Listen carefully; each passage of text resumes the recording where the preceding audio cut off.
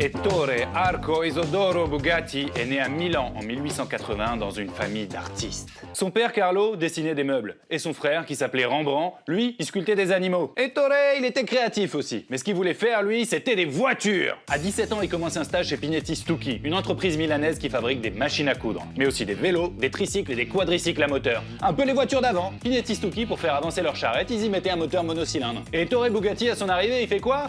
Il y met 2 moteurs monocylindres, déjà la marque de fabrique. Et comment il a appelé cette voiture? La Bugatti Type 1. Il était doué pour faire des voitures, mais pas pour trouver des noms. Et pour rappel, il n'avait que 17 ans. En 1900, Ettore met au point la Type 2. Je vous avais prévenu pour les noms, hein. Ettore Bugatti présente sa Type 2 sur le prestigieux salon Milan Trade Fair. Ça attire immédiatement l'attention d'un type qui avait un nom bizarre, le baron de Dietrich. Le baron de Dietrich, il construisait des voitures qui portaient son nom. Et avec Ettore Bugatti, ils allaient construire des 2 Dietrich Bugatti. L'usine du baron se trouvait en Alsace, dans une ville qui s'appelle Niederbronn. Ettore, il va passer quelques années chez le baron de Dietrich. Il va y fabriquer 4 modèles. La Type 2, la Type 5, la Type 6 et la Type 7. Au bout de quelques années, il en a marre, il s'ennuie, il a besoin de voir de nouvelles choses, Ettore.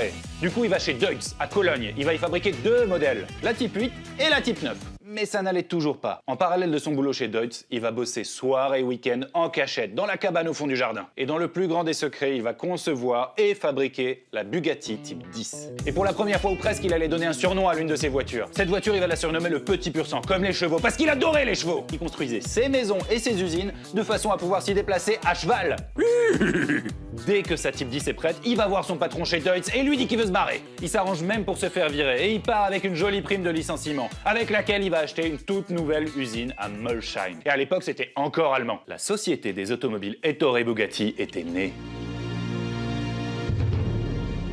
Et la première voiture qui sortira des lignes de Molsheim est la Type 13, une toute petite voiture d'à peine 300 kg, animée par un moteur ridicule de 1,4 litre. Et vous savez quoi? Elle défonçait tout le monde! Elle avait beau avoir un moteur minuscule, elle était extrêmement légère par rapport aux autres voitures de l'époque. Et en 1911, elle terminera même 2e au Mans, avec à peine 30 chevaux sous le capot! La raison pour laquelle on s'en souvient vraiment aujourd'hui, c'est aussi parce que c'est la première à adopter la calandre caractéristique de toutes les Bugatti. Quelques années plus tard sort la Bugatti Type 18, surnommée Black Bess. Black comme noir, la voiture noire, ça vous dit quelque chose? Ettore veut rester à la pointe de la performance. Et sa Black Bess, elle est beaucoup plus grosse que la Type 13. Du coup, il est obligé d'y mettre un moteur beaucoup plus gros. Un 4 cylindres de 5 litres de cylindrée. Et ce moulin, il permet à la voiture d'atteindre 160 km/h en 1912. Sauf que 2 ans plus tard, en 1914, arrive la Première Guerre mondiale. Ettore est réquisitionné par les autorités italiennes pour fabriquer des moteurs d'avion. À la fin de la guerre, quand Ettore revient à Molsheim dans son usine, il est plus en Allemagne, mais en France. Moi, je pense qu'il était même super content d'être devenu français. Vous savez pourquoi? Parce qu'à partir de ce moment-là, la couleur de toutes les Bugatti allait devenir le French Racing Blue. Le bleu français. Les Anglais avaient leur vert, les Allemands leur moustache et les Français leur bleu.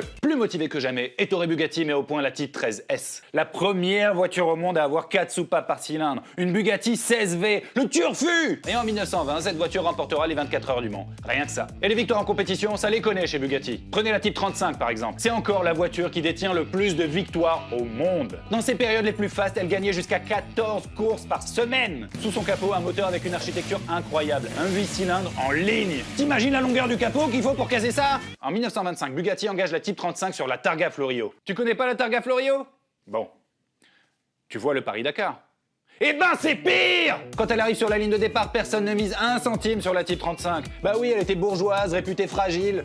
Vous savez quoi? Elle va gagner en 1925, en 1926, en 1927, en 1928 et en 1929, avec un certain Albert Divot derrière son volant. L'obsession de Bugatti, c'était de créer la voiture ultime. Et ça ne s'est pas arrangé lorsque Jean, le fils aîné de Ettore, a pris la tête de la division compétition de Bugatti. Jean, il se lançait encore plus de défis que son père, et ça allait bien au-delà de la performance pure. Prenons l'exemple de la Bugatti Type 57, une voiture dont la carrosserie est intégralement en magnésium. À l'époque, on savait même pas souder ce métal. Du coup, Jean, qu'est-ce qu'il fait? Il y met des rivets partout. C'est ce qui va donner ce style incroyable à la Type 57. Tout allait très bien pour Bugatti, trop bien même. Il allait forcément y avoir une merde à un moment. Bingo! Les années 30 et la crise financière, ça aide pas à vendre des voitures. Et pour ne rien arranger, Jean Bugatti se tue au volant d'une voiture qui avait gagné les 24 heures du Mans. 1939, c'est l'année de la mort de Jean Bugatti. Mais c'est aussi le début de la Seconde Guerre mondiale. Et manque de peau, l'usine de Molsheim allait être bombardée par les nazis. Quelques mois plus tard, acculé par la tristesse et la maladie, c'est Ettore qui quitte ce monde. En 1957, Bugatti dépose le bilan. Et ce sera silence radio pendant 30 ans. Jusqu'en 1987, date à laquelle laquelle Romano Artioli allait racheter Bugatti. Le type c'était un vrai passionné de bagnole, il possédait la plus grande concession Ferrari du monde.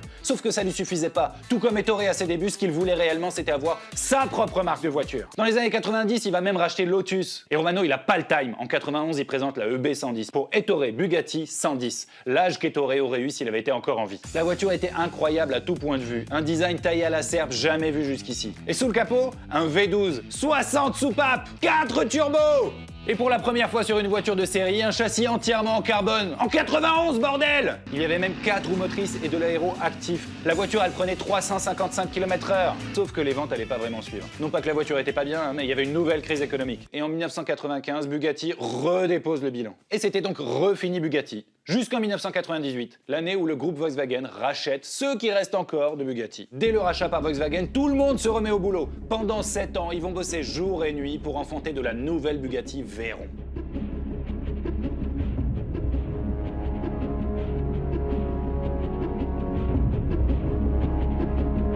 Son nom est un hommage à un pilote vainqueur des 24 heures du Mans dans les années 30. Et cette Bugatti Veyron est fabriquée dans l'usine flambante neuve de la ville de Molsheim, là où tout avait commencé. L'Aveyron, c'est pas une voiture, non, non, non, c'est une œuvre d'art. Sous son capot, un moteur 16 cylindres, en W. Et vous savez combien de puissance elle développe ? 1001 chevaux 1001. La Bugatti Veyron sera la première voiture de série à passer la barre symbolique des 1000 chevaux, bien avant les hypercars actuels. Ah, et en parlant de passer des barres, la Bugatti Veyron sera aussi la première voiture de série à passer au-dessus des 400 km/h.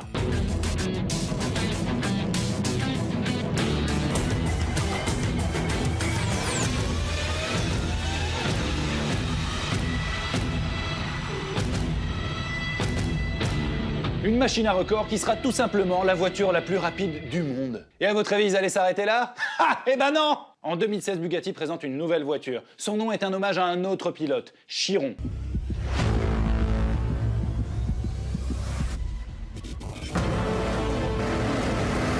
Vous voyez l'Aveyron ? Eh ben c'est la même, en 1000 fois mieux. Et il suffit de 3 chiffres pour en prendre pleinement conscience. Premièrement, la puissance, 1500 chevaux. Deuxièmement, le couple. 1600 Nm, pauvre pneu. Et enfin, troisièmement, la vitesse maximale qui est bridée électroniquement à 420 km/h. Et vous savez pourquoi elle est bridée à 420 km/h ? C'est parce qu'on est incapable aujourd'hui en 2019 de produire un pneumatique qui soit en mesure d'encaisser toute cette vitesse. Et vous savez quoi ? C'est pas terminé, c'est même devenu n'importe quoi. Quelques mois plus tard, ils ont présenté la Bugatti Divo.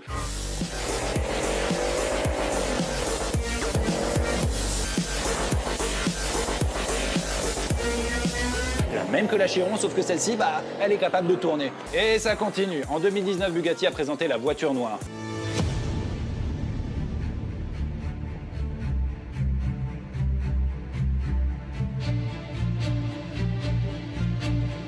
C'est en toute simplicité la voiture la plus exclusive jamais conçue par n'importe quel constructeur dans l'univers. Et ça se ressent un peu sur le prix. Quoi ? Combien elle coûte ? 11 millions d'euros hors taxe. Hors taxe, ça veut dire que rien qu'avec la TVA, tu peux te payer au moins 10 Porsche, et bien optionné. Mais en vrai, ça, on s'en fout. Ce qui est important, c'est que ces voitures fassent rêver. Ce qui est important surtout, c'est que ces voitures soient françaises, putain. Bugatti, c'est une marque française. Cocorico!